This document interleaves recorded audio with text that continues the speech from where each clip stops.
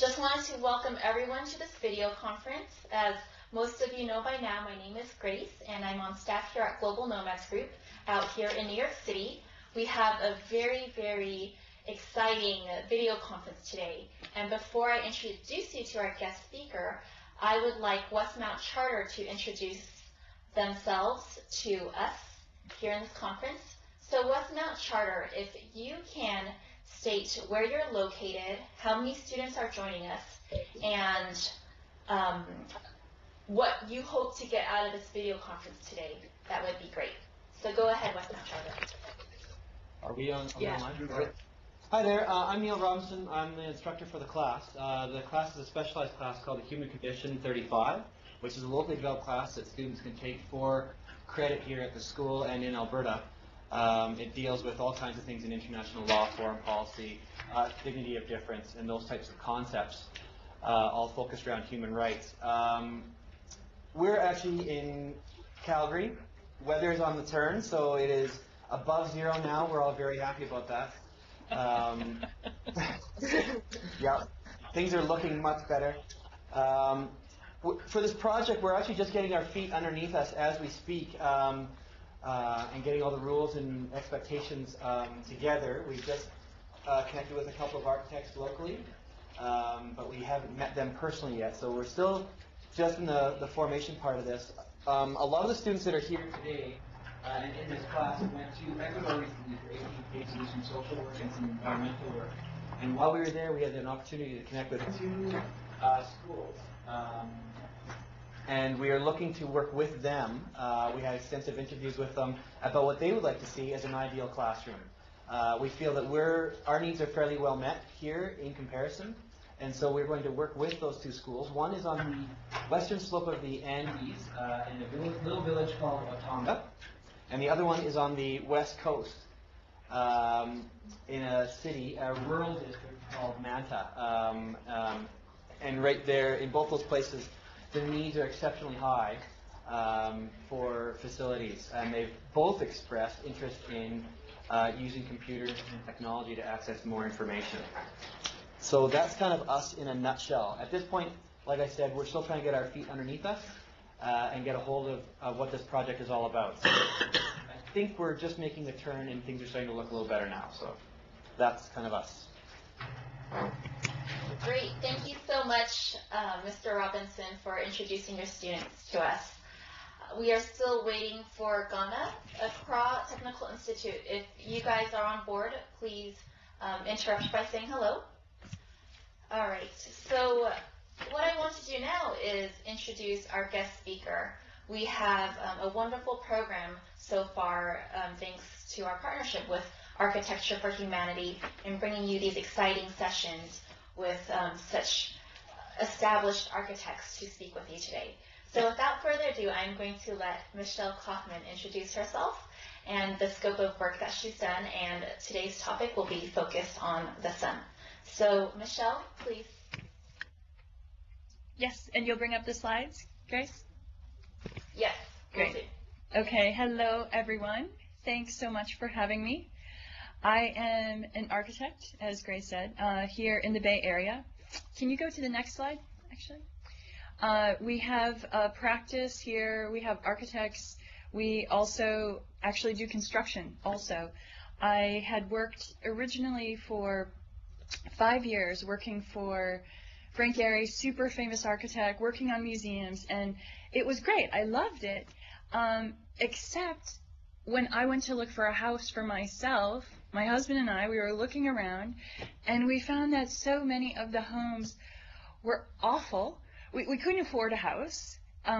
Houses here in California are super expensive. And we started going into therapy, thinking, what have we done so wrong in our lives that we can't afford a place to live? And finally, we decided to build something for ourselves. And so we designed this small greenhouse. And I had friends and colleagues who saw what we were doing, and they said, Michelle, this is great. Can you do something like this for us as well? And I thought, that's a really good question. Could we make this house in mass production? And that's when I found this whole amazing world of offsite technology and realized, yes, we can make this house in mass production. And so now we have a practice where we build all of our homes, all of our buildings in a factory in modules, shipped to a site. Once it's sent to the site, it's considered real estate, and you don't ever have to talk about it being built in a factory unless you're like me and you say, yes, it's built in a factory, so much better, so much less waste, so much more quality control. But that's not the topic for today. I just keep, I get so excited, I can go off on tangents. Can you go to the next slide, please? So to date, we've done a number of homes. Next. We also have worked with a number of green rating systems. We've had a number of our homes built in museums.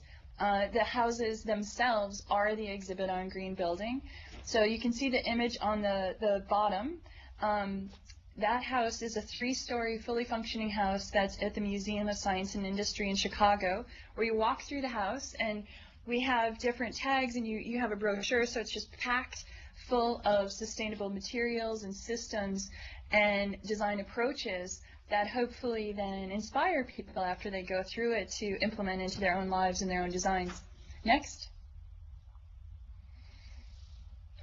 And then we've also done a number of homes. Next. Next. Different sizes, different shapes, different materials, in different locations. Stop, please. So today's topic, though, is on the sun. And I'm pretty excited to talk about this topic because the sun is this, of course, this amazing star that has so much power, so much light, so much warmth.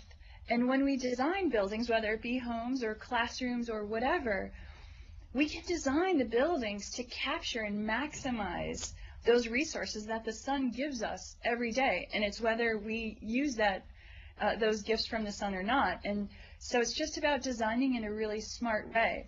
Next.